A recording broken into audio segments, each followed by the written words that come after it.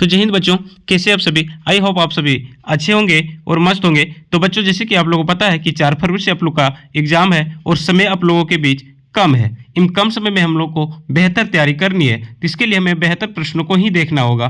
तो बच्चों, आज की इस वीडियो में हम लोग क्लास 10 के हिंदी के मॉडल प्रश्न पत्रों को देखेंगे, जो कि जैक द्वारा जारी किए गए प्रश्न हैं। उनके आज हम लोग को हल करेंगे और किस प्रकार से इसको हम लोग अध्ययन करेंगे ताकि कम समय में हम लोग सटीक आंसर दे सके। तो बच्चों, इस वीडियो के अंत तक बने रहें। उस वीडियो में हम लोग सब्जेक्टिव और ऑब्जेक्टिव दोनों टाइप के प्रश्नों को देखेंगे, तो वीडियो के अंत तक बने रहें। और हमारे चैनल में आप पहली बार आए तो चैनल को सब्सक्राइब करें और वीडियो अगर पसंद आए तो अपने दोस्तों तक शेयर जरूर करें। तो बच्चों, आइए हम लोग वीडियो को स्टार्ट करते हैं। तो देखिए, सबसे पहला है, ठीक है, कि फॉर एग्जामिनेशन 2026 क्लास 10 हिंदी ये, ठीक है, सेट 1। देखिए बच्चों, यहाँ पे कुछ निर्देश दिया गया है। इन निर्देशों को हम लोग पढ़ेंगे, ठीक है। एक्चुअली होता क्या है, बहुत से बच्चे क्या होते हैं कि निर्देशों को पढ़ते नहीं है। जहाँ पे 4 प्रश्नों को बनाना होता है वहाँ पे 5 प्रश्न बना के बैठे जाते हैं, ठीक है।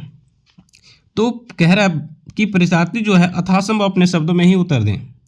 इस प्रश्न पत्र में 4 खंड है, क, ख, ग और घ, जिसमें से कुल प्रश्नों की संख्या कितनी है बच्चों? तो 52 यानी 52 है। खंड क में कुल 30 एमसीक्यू प्रश्न है, जो बहुविकल्पी प्रश्न जिसको हम लोग कहते हैं, और प्रत्येक प्रश्न के 4 विकल्प दिए गए, ठीक है। इनमें से सही विकल्प का चयन करना है और प्रत्येक प्रश्न का मान 1 अंक का होगा। यानी बच्चों, कह रहा है आपसे कि जो खंड क है, ठीक है, इनमें से 30 प्रश्न आपसे पूछ लिए जाएंगे, जो सारे के सारे एमसीक्यू रहेंगे, ठीक है। प्रत्येक प्रश्न के 4 विकल्प दिए जाएंगे और इनमें से प्रत्येक प्रश्न जो होगा बच्चों 1-1 अंक का होगा। खंड ख के जो है वो 31 से लेकर 38 तक होंगे, जो अति लघु उत्तरीय प्रश्न है। इनमें से किन्हीं 6 प्रश्नों को ही उत्तर देना है और प्रत्येक प्रश्न 2 अंक का होगा। खंड ग जो है बच्चों, इनमें से 39 से 46 तक प्रश्न रहेंगे, जो लघु उत्तरीय प्रश्न है। इनमें से किन्हीं 6 प्रश्नों का उत्तर देना है, जो प्रत्येक प्रश्न 3 अंक का होगा। अब खंड ग जो है बच्चों, ये 47 से लेकर के 52 तक है, जो दीर्घ उत्तरीय प्रश्न रहेंगे। इनमें से किन्हीं 4 प्रश्नों का आप लोग का उत्तर देना है और प्रत्येक प्रश्न जो है वो 4 अंक करेगा, ठीक है कि अपठित बोध रहेगा आपसे, ठीक है। अब इसको हम लोग को ध्यानपूर्वक पढ़ना है और अपने माइंड में रखना है कि कहाँ पे किसका उल्लेख किया गया है। समझिए इसको कैसे हम लोग पढ़ेंगे, ठीक है। देखिएगा, कह रहा है पुस्तकें मनुष्य की सबसे अच्छी मित्र होती है। एक चीज़ यहाँ पे ध्यान दीजिए कि पुस्तकें मनुष्य की सबसे अच्छी मित्र होती है, यानी कि मनुष्य की सबसे अच्छी मित्र कौन होता है? तो पुस्तकें हमें ज्ञान, प्रेरणा और मनोरंजन प्रदान करती है। ध्यान दीजिएगा बच्चों कि जो पुस्तकें होती है हमें क्या क्या प्रदान करती है? तो कहोगे ज्ञान, प्रेरणा और मनोरंजन प्रदान करती हैं। पढ़ने की आदत न केवल हमारी शब्द संपदा को बढ़ाती है, बल्कि हमारी सोच को भी गहराई देती है। यानी जो पढ़ने की आदत होती है बच्चों, ये न केवल हमारी शब्द संपदा को ही बढ़ाती है, बल्कि हमारी सोच को भी क्या करती है? गहराई तक लेके जाती है। आज के डिजिटल युग में लोग मोबाइल और कंप्यूटर पर अधिक समय बिताने लगे। यानी आज के जो लोग हैं वो किस पर अधिक समय बिताने लगे बच्चों? तो ध्यान दीजिएगा, यहाँ पे देखिए स्पष्ट लिखा गया है, ठीक है, मोबाइल और कंप्यूटर पर अधिक समय बिताने लगे। आजकल की जो लड़कियां हैं, जो लड़के हैं, अधिकतर देखिए होगा लड़के जो है फ्री फायर में व्यस्त रहते हैं और जो लड़कियां होती है वो रील बनाने में व्यस्त होती है, ठीक है। तो ये कह रहा है कि आज के डिजिटल युग में मोबाइल और कंप्यूटर पर अधिक समय बिताने लगे, जिससे पढ़ने की आदत धीरे धीरे कम हो रही बच्चों। इसका जो काफ़ी ज़्यादा जो प्रभाव है वो हमारे समाज में दिख रहा है, ठीक है। यदि हम प्रतिदिन थोड़ा समय पुस्तकों के साथ बिताएं तो हमारी मानसिक क्षमता को बढ़ाने में मदद करेगा, बिल्कुल, ठीक है। यानी कि अगर हम कहने का अर्थ है बच्चों कि अगर थोड़ा सा अगर समय हम अपने किताबों के साथ में दे, अगर हमारी मन अगर किताबों के साथ में लग जाए तो हमारी जो मानसिक क्षमता है वो काफ़ी डेवलपमेंट हो जाएगी, ठीक है। हमें जीवन में सही निर्णय की क्षमता भी प्रदान करेगा। कौन? तो बुक। पढ़ने से हमारी काल्पनिक का विकास होता है और हम नए विचारों को अपनाने में तैयार रहते हैं, ठीक है। समझिएगा, अब क्या क्या हमने यहाँ पे पढ़ा, क्या क्या पॉइंट जो था उसको हमने नोट्स किया।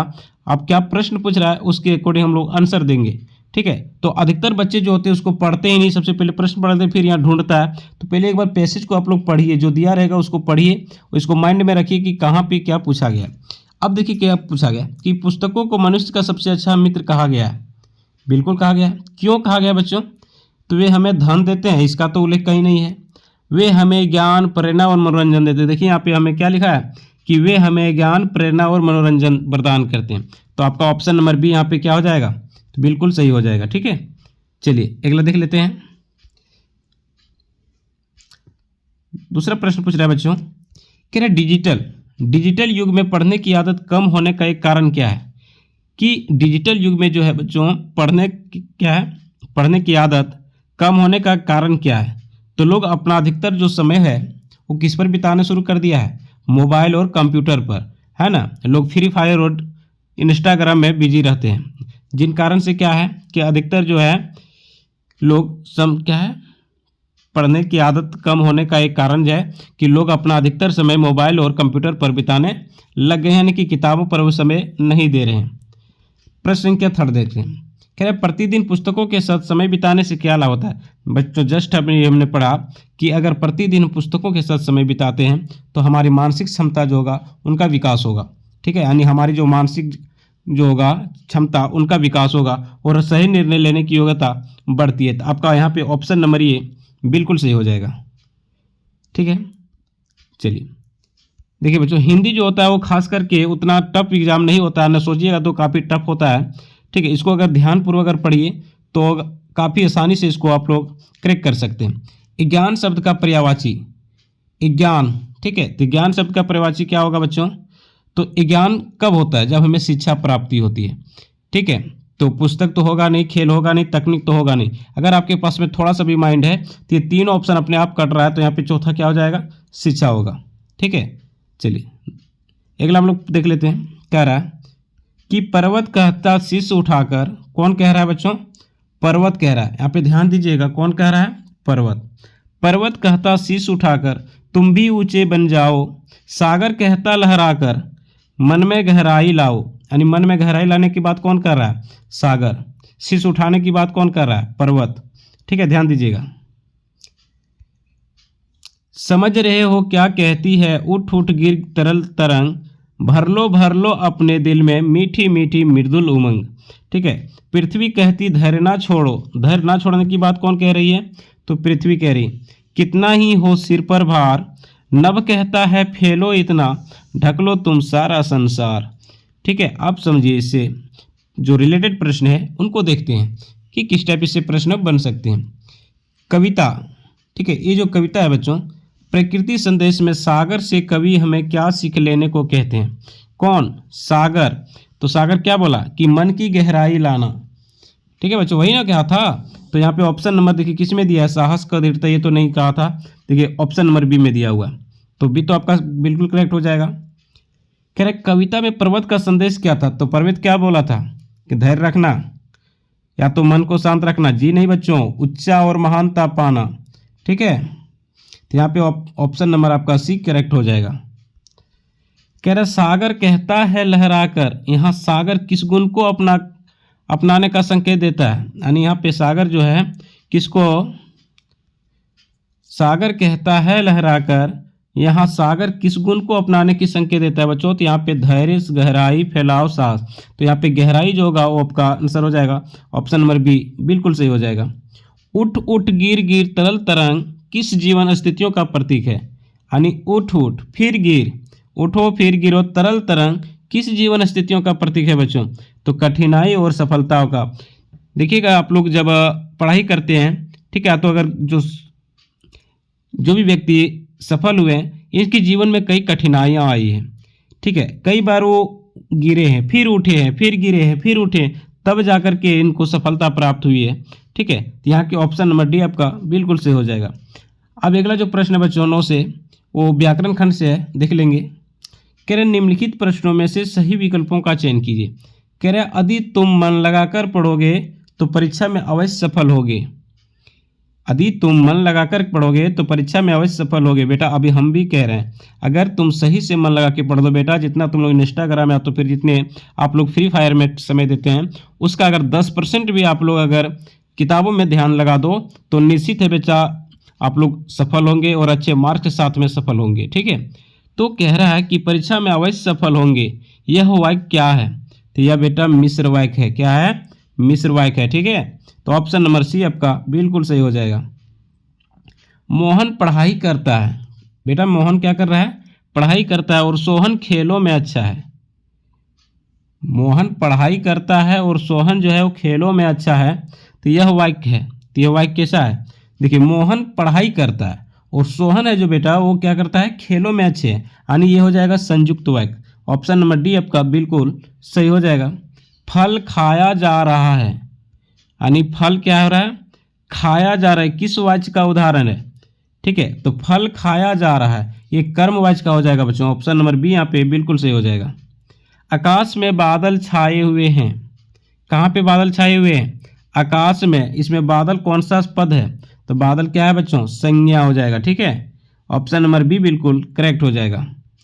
उसकी आवाज़ बिजली की तरह गूंज रही थी, यानी उसकी आवाज़ बिजली की तरह गूंज रही थी, ठीक है, यह कौन सा अलंकार है, तो यहाँ पे ऑप्शन नंबर ए आपका बिल्कुल सही हो जाएगा। त्रिलोक किस प्रकार का समास है, देखिए त्रिलोक, ठीक है, यानी जिनमें तीन लोक हो, तीन लोक में, ठीक है, लोक हो, तो ये क्या हो जाएगा, द्विगु समास। Option number C. ईमेल लेखन किसमें संबंधित है, देखिए बच्चों अगर डिटेल्स यहाँ पे समझाने लगे कि समास कितने प्रकार, समास के प्रकारों का अगर उल्लेख करने लगे, ठीक है, अगर संधि का उल्लेख करने लगे, वाक्य का अगर वर्णन करने लगे, तो वीडियो काफ़ी लंबा हो जाएगा, इसलिए इसके लिए अलग वीडियो बनाएंगे। अभी सिर्फ हम लोग ऑब्जेक्टिव प्रश्नों को देखेंगे और उसके आंसर को ही देखेंगे, ठीक है। तो कह रहा है ईमेल लेखन किससे संबंधित है, तो ईमेल लेखन किससे है, आधुनिक संचार माध्यम से ना बच्चों, अभी तो हम लोग ईमेल में कर देते हैं, है ना। तो पहला हो जाएगा ऑप्शन नंबर ए। पढ़ाई जीवन को उज्जवल बनाती है, इसमें कौन सा अलंकार है, यानी जो पढ़ाई है बेटा वो जीवन को उज्जवल बनाती है, इनमें कौन सा अलंकार है, तो कौन सा है, मानवीकरण है, ठीक है। ऑप्शन नंबर ए आपका बिल्कुल सही हो जाएगा। चलिए पाठ्य पुस्तक से प्रश्न है, ठीक है। युमथांग पहुंचने के लिए हमें रात भर लायुंग में पड़ाव लेना था। आप समझिए कहाँ पहुंचना था, युमथांग पहुंचने के लिए हमें रात भर लायुंग में पड़ाव रहना था, नहीं वहाँ ठहरना था। गगनचुंबी पहाड़ों के तल में सांस लेती एक नन्ही सी शांत बस्ती लायुंग, सारी दौड़ धूप से दूर जिंदगी जहाँ निश्चित सो रही थी, उसी लायुंग में हमें ठहरे थे। तीस्ता नदी के तीर पर बसे लकड़ी के एक छोटे से घर में मुंह हाथ धोकर मैं तुरंत ही तीस्ता नदी के किनारे बिखरे पत्थरों पर बैठ गई थी। सामने बहुत ऊपर से बहता झरना नीचे कल कल बहती तीस्ता में मिल रहा था। कहाँ पे मिल रहा था, तीस्ता में मिल रहा था। मद्दिम मद्दिम हवा बह रही थी, कैसी बह रही थी, धीरे धीरे। पेड़ पौधे झूम रहे थे, क्या हो रहा था, पेड़ पौधा झूम रहा था। गहरे बादलों की परतों में चांद को ढक रखा था, यानी चांद को किसने ढका था, गहरे बादलों की परतों ने। बाहर परिंदे और लोग अपने घरों को लौट रहे थे, यानी बाहर के जो परिंदे थे और जो लोग रहे थे बेटा, वो कहाँ किधर लौट रहे थे, तो अपने अपने घर लौट रहे थे। वातावरण में अद्भुत शांति थी, यानी वातावरण किस प्रकार की थी, तो एक अलग अद्भुत शांति थी। मंदिर की घाटियों से घुंघरुओं की रुनझुनाहट सी आंखों अनायास भर आई। अब इससे संबंधित जो प्रश्न है उन प्रश्नों को हम लोग देखते हैं बेटा, और एक एक करके इसको आंसर को देते जाते हैं। कह रहे लायुंग किस प्रकार की बस्ती बताई गई है, तो अभी हमने जस्ट पढ़ा ना कि जो लायुंग बस्ती था बेटा वो शांत और थी। कैसा था, शांत, तो भीड़ भाड़ वाली थी नहीं, औद्योगिक था नहीं, आधुनिक था नहीं, तो ऑप्शन कौन बच जाता है, तो बिल्कुल भी, ठीक है। चलिए उपयुक्त गद्यांश में वातावरण की शांति की तुलना किससे की गई है, तो बेटा जो उपयुक्त गद्यांश है उनमें किससे की गई है, मंदिर की जो घाटियां थी उसमें जो घुंघरू की झुनझुनाहट आ रही थी, ठीक है, उससे की गई तुलना। तो ऑप्शन नंबर सी आपका जो है बिल्कुल सही हो जाएगा यहाँ पे। अगला प्रश्न कह रहा है निम्नलिखित पदांश को ध्यानपूर्वक पढ़कर दिए गए प्रश्नों के लिए सही उत्तर का चयन करें। तो बेटा सबसे पहले इसको हम लोग पढ़ लेते हैं। तुम्हारी यह तंदुरुस्त मुस्कान कितनी अच्छी है बच्चों, अगर हिंदी पढ़ना सीख जाओ तो बहुत ही मन लगता है उसमें, ठीक है। तुम्हारी यह तंदुरुस्त मुस्कान मृतक में भी डाल देगी जान, धूली धूसर तुम्हारे ये गात, छोड़कर तालाब मेरी झोपड़ी में खिल रहे जलजात, परस पाकर तुम्हारा ही प्राण, पिघल कर जल बन गया होगा कठिन पसान। ठीक है, अब इसको पढ़े हम लोग। अब इससे जो संबंधित प्रश्न है उन प्रश्नों को देखते हैं। देखिए कह रहे मृतक में भी डाल देगी जान, यह क्या अर्थ है, यानी मृतक में भी डाल देगी जान, इसका क्या अर्थ है बच्चों, तो हताश और निराश व्यक्ति में भी खुशी ला देना, यानी जो व्यक्ति गम में डूब जाते हैं, जैसे अभी फॉर एग्जाम है तो बहुत से जो स्टूडेंट हो, ठीक है, वो गम में क्या है, सो निराश व्यक्ति में खुशी ला देना। ठीक है, चलिए। धूली धूसर तुम्हारे ये गात, पंक्ति में गात का अर्थ क्या है? तो ये गात का अर्थ क्या है बच्चों? शरीर। ठीक है, तो ऑप्शन नंबर बी यहाँ पे बिल्कुल सही होगा। भोलानाथ किसको देखकर सिसकाना भूल जाते थे? देखिए, भोलानाथ किसको देखकर सिसकाना भूल जाते थे? ठीक है, तो खेल के साथियों को। तो ऑप्शन नंबर सी यहाँ पे बिल्कुल सही हो जाएगा। उद्धव कृष्ण का कौन सा संदेश लेकर आए थे? बेटा, उद्धव कृष्ण का जो अगर ये चैप्टर आप लोग पढ़े होंगे, ठीक है, तो काफ़ी इंटरेस्टिंग लगा होगा। ठीक है, अगर मन से पढ़े होगे तो। अधिकतर बच्चे आजकल किताब खोलते ही नहीं, जिस कारण से इसका हिंदी जो होता है वो काफ़ी खराब होता है। यानी कि मान के चलिए वो जो लिखावट होती है वो काफ़ी अशुद्ध होती है, यानी काफ़ी गलत लिखते हैं। चूँकि इनका मेन रीज़न होता है कि बच्चे कभी किताब पलट करके देखते ही नहीं है। ठीक है, कौन से संदेश लेकर के आए थे? कितना अच्छा इंटरेस्टिंग चैप्टर था ये। तो ये योग का एक संदेश लेकर के आया था, किसके लिए? गोपियों के लिए। ठीक है, राम लक्ष्मण परशुराम संवाद किस रस की प्रमुखता है? राम लक्ष्मण वाला है ना, तो किसका होगा बच्चों? हर्ष रस, करुण रस, शांत रस और वीर रस। तो आपका ऑप्शन नंबर डी हो जाएगा। अगला कह रहा है बच्चों, उत्साह कविता में कवि ने बादल की तुलना किससे की थी? यानी जो उत्साह कविता, याद कीजिए आप लोग बच्चों, हमको तो उतना पता नहीं है आपका चैप्टर। ठीक है, तो उत्साह का जो कविता था उसमें कवि ने बादल की तुलना किससे की थी? तो किससे की थी बच्चों? तो कवि से। ठीक है, आपका ऑप्शन नंबर सी यहाँ पे बिल्कुल करेक्ट हो जाएगा। यह दंतुरित मुस्कान कविता के कवि कौन है? यह दंतुरित मुस्कान जो कविता है उनका कवि कौन है? तो कौन है बच्चों? नागार्जुन। कौन है? नागार्जुन। ऑप्शन नंबर ये आपका सही हो जाएगा। जितने नार्गों की जीप में किसकी तस्वीर लगी हुई थी? जितेन नार्ग की जीप में जो था वो तस्वीर जो लगा हुआ था वो बेटा किसका तस्वीर था? ठीक है, महात्मा गांधी, दलाई लामा, महात्मा बुद्ध, महावीर का। तो यहाँ पे ऑप्शन नंबर बी आपका बिल्कुल सही हो जाएगा। फसल किसका गुणधर्म है? आप समझिए, जो फसल है वो किसका गुणधर्म है? तो याद रखिए आपको इस चैप्टर को। तो जो फसल था बच्चे, ठीक है, वो किसका गुणधर्म बताता था? हाथ का या पानी का, किसान का या मिट्टी का? तो क्या हो जाएगा? मिट्टी का। अगला, संगीतकार का क्या अर्थ होता है? आप समझिए बेटा, संगीतकार का क्या अर्थ होता है? मुख्य गायक, मुख्य गायक का साथ देने वाला गायक, गीतकार और संगीतकार। तो संगीतकार का मतलब होता है मुख्य गायक को साथ देने वाले सिंगर यानी गायक। मन्नू भंडारी की हिंदी प्राध्यापिका का क्या नाम था? बेटा पढ़िए यहाँ पे, मन्नू भंडारी जो थी, ठीक है, उनकी हिंदी प्राध्यापिका का क्या नाम था? तो क्या था? शीला अग्रवाल। क्या था? शीला अग्रवाल। बेटा शीला वो नहीं, ठीक है, शीला अग्रवाल। हवलदार साहब और चश्मे वाले में क्या समानता है? यानी जो हवलदार थे और कौन थे? चश्मा वाले, ये दोनों में क्या समानता था बच्चा? ठीक है, तो क्या था? दोनों देशभक्त थे। क्या थे? दोनों देशभक्त थे। ठीक है, ये जो खंडखा के प्रश्न है, ठीक है, देखिए सबसे पहला प्रश्न आपके पास में है बच्चों, काफी इंपॉर्टेंट प्रश्न है। कह रहा है 31 में, गोपियों ने उद्धव को योग की शिक्षा कैसे लोगों को देने की बात कही थी? यानी जब उद्धव द्वारा योग की शिक्षा गोपियों के पास लेकर के गई थी तो उसने क्या क्या था?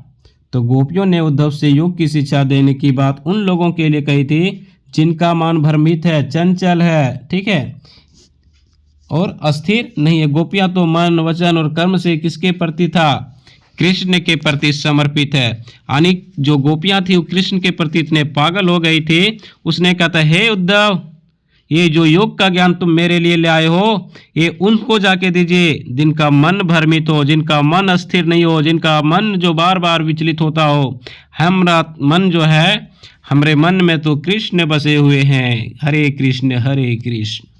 ठीक है, यानी वो कृष्ण के प्यार में क्या थी? लट्ठू की तरह पागल थी। जिस प्रकार से चिड़िया क्या बोलते हैं,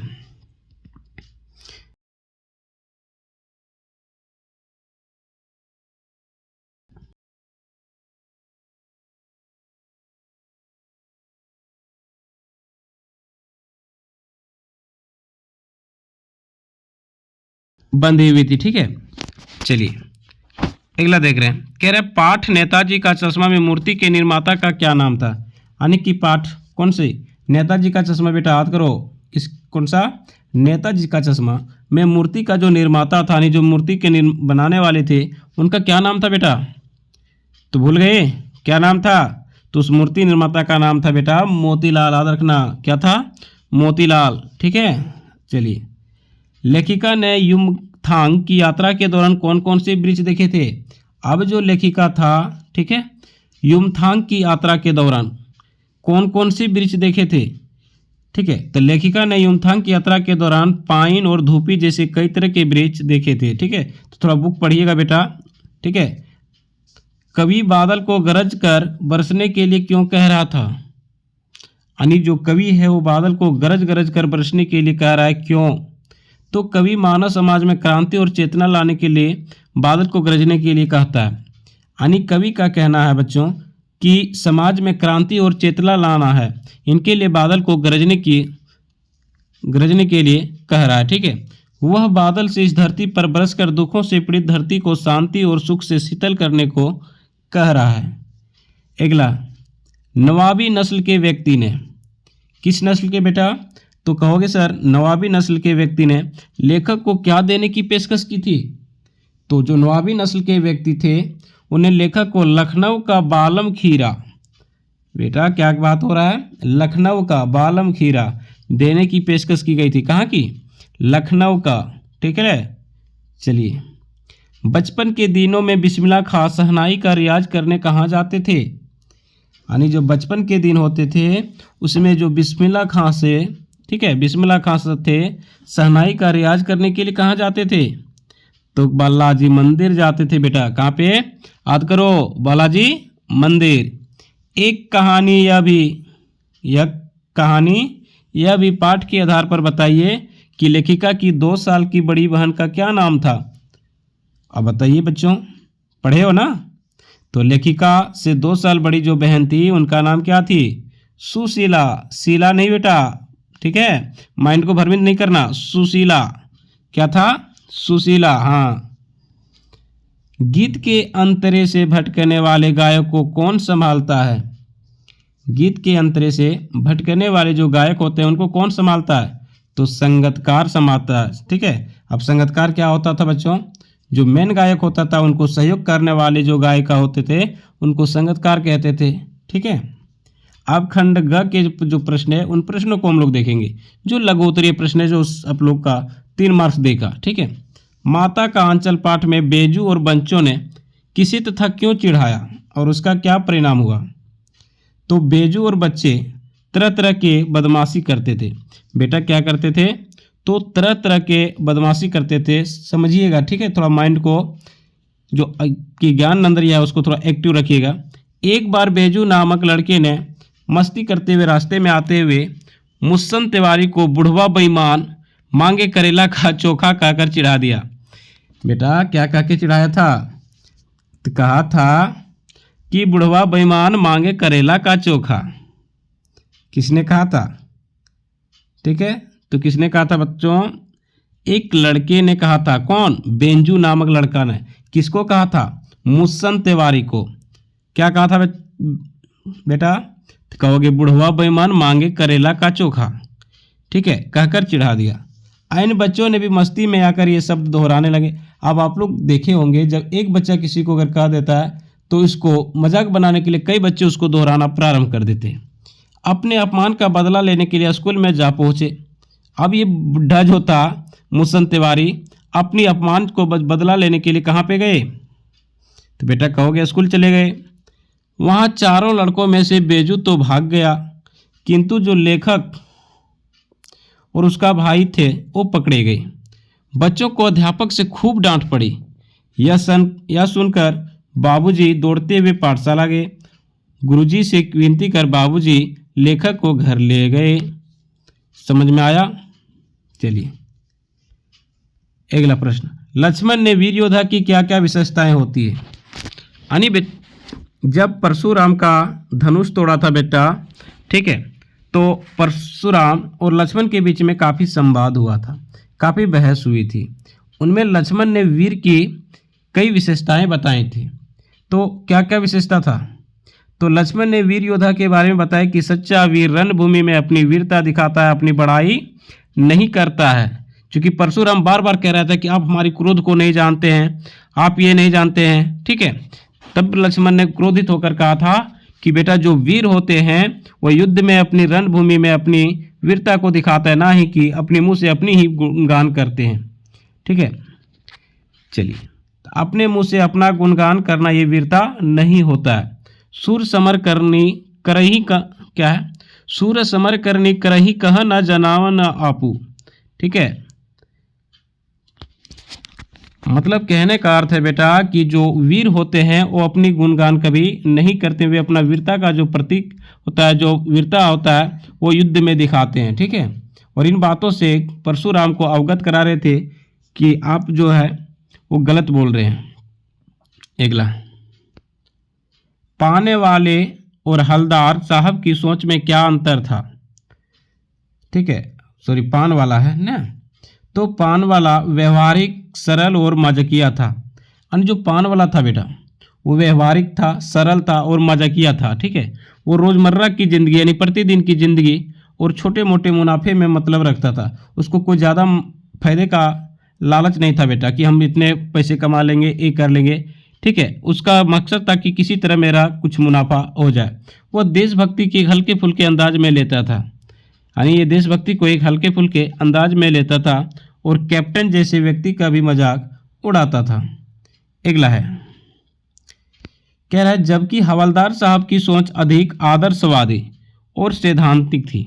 वे देश के बारे में बड़ी बड़ी सोच रखते थे तथा नेताजी और देशभक्ति के आदर्शों में विश्वास रखते थे। यानी जो हवलदार साहब थे उनकी सोच जो थी वो आदर्शवादी थी और सैद्धांतिक थी। वे देश के बारे में उच्च सोच रखते थे और नेताजी और जैसे जो हमारे बापू साहब थे, ठीक है, उनके बारे में विश्वास रखते थे। उनके जो आदर्श होते थे, जो अच्छाइयाँ थी, उनके में विश्वास रखते थे। देशभक्तों के लिए सम्मान के लिए उनका महत्वपूर्ण था। उन्हें कैप्टन जैसे मामूली व्यक्ति की देशभक्ति देखकर बहुत ही गर्व महसूस हुआ और पान वाले द्वारा उसका मजाक उड़ाना उन्हें अच्छा नहीं लगा। अगला, कह रहा है कवि की आंख फागुन की सुंदरता से क्यों नहीं हट रही थी। तो बेटा जो कवि है उनकी आंख जो है वो फागुन की सुंदरता से क्यों नहीं हट रही थी।